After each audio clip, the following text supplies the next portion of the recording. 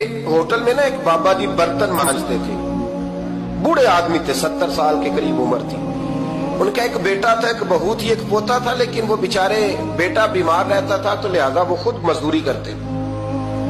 कहते एक दिन वो बाबा जी मेरे पास आए, कहने लगे मेम साहबा 2-4 दिन की छुट्टी चाहिए। तो मैंने कहा खैरियत है? कहने लगे मैडम मेरा बेटा फौत हो गया। बेटा,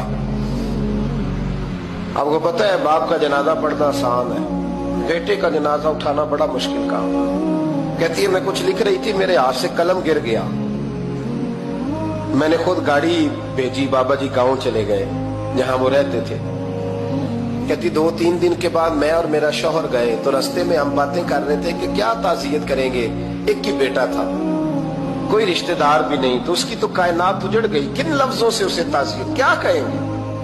कहते जब हम गए तो वो टूटी हुई चटाई पे बैठा था, कुछ लोग करीब थे। हमने जाके कहा बाबा आप मुसलमान हैं, हम आपको क्या नसीहत करें, एक ही बेटा था, कि किस तरह करके हम आपको तसल्ली दें। तो कहते उसने आंखें खोली, बूढ़ी आंखों में ईमान की रोशनी।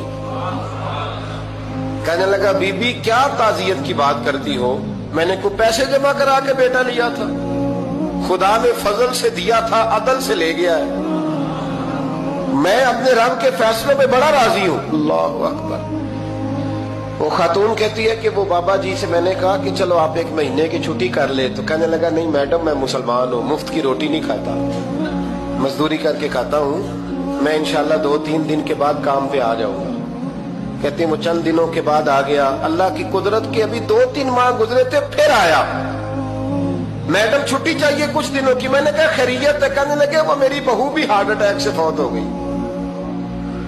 कहते अब मैं भी तड़प गई हूँ और ईसाई हो कि मेरी आंखों में आंसू आ गए। मैंने कहा घर का दरवाजा बंद हो गया, अब ये बेचारा क्या करेगा। वो अपने शौहर के गम में हार्ट अटैक से फौत हो गई। कहते हम फिर 2-3 दिन के बाद ताज़ियत के लिए गए, फिर टूटी हुई चटाई, बूढ़ा ना अपनी उंगलियों से जमीन पर कुछ बना रहा। कहते करीब गई और मैंने जाके कहा बाबा अब तो तसल्ली आपने खुद ही करनी है, जो निजाम था वो तो हो गया। तो कहते हैं फिर उसने आंखें खोली, आसमान की तरफ देखा तो कहने लगा बेटी कोई परेशानी नहीं, मेरा बेटा बगैर शादी के भी तो फौत हो ही सकता था, बस मेरे मालिक ने जब चाहा जैसे चाह हुआ। मैं इंशाल्लाह 2-4 दिन के बाद काम पे आऊंगा। ये मेरा 3-4-5 साल का पोता है, अभी स्कूल दाखिल हुआ है, मैं साथ ले आऊंगा, वहां मेरे साथ ऊपर क्वार्टर में जहां मैं रहता हूँ ये भी रहेगा। कभी कभी मैं देखती छत पे खड़े होके कि दादा घोड़ा बना हुआ है और पोता सवारी कर रहा है। वो सवेरे उठता, उसको स्कूल छोड़ के आता, शाम को लेके आता, प्यार करता, मोहब्बत करता। तीसरी मंजिल पर हमने क्वार्टर दिया हुआ था, वहां दादा पोता रहते। अल्लाह तो बड़ा बेनियाज है। कहती है इकबाल एक दिन ना पोता ऊपर वाली मंजिल पे खेल रहा था, उसका पैर फिसला, वो गर्दन के बल जमीन पे गिरा।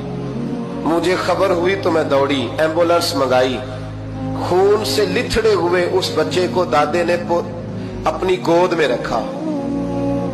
और जब हम अस्पताल की तरफ गए तो हॉस्पिटल बाद में आया, जनाबे इजराइल पहले आ गए और कहते वो गोद में दम तोड़ गया। फिर दादे ने उसे अपने हाथों से गुस्ल दिया, फिर उसने अपने बूढ़े हाथों से कब्र खोदी।